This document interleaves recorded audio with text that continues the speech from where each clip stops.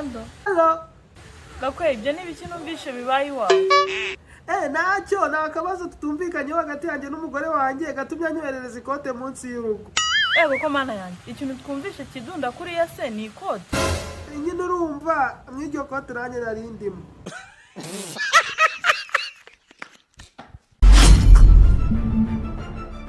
Allo. Gakwege, gira ikintu ubwira abakwanga n'abagukunda.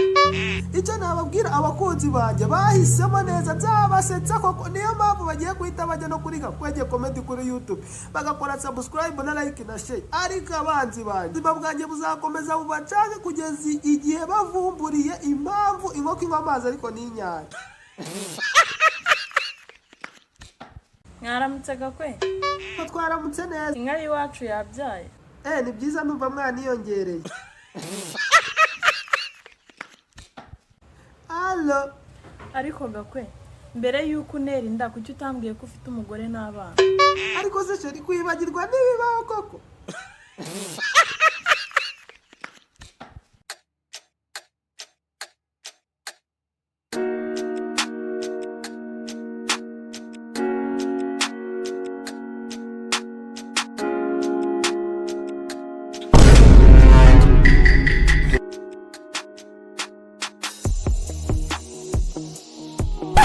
Ntabwo bufite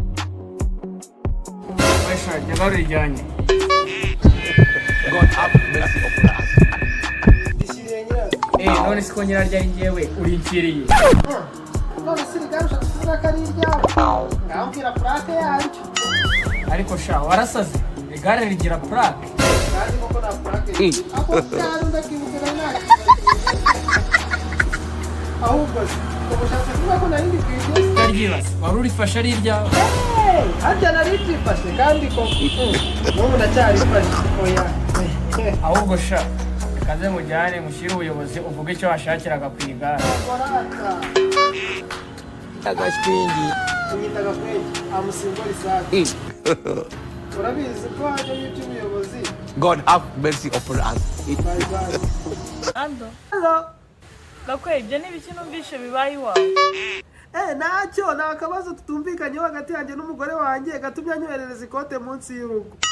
Ko mana yanjye, ikintu twumvishe kidunda kuri ya se ni ikote. Nyine urumva mw'iryo kote nanjye nari ndimo.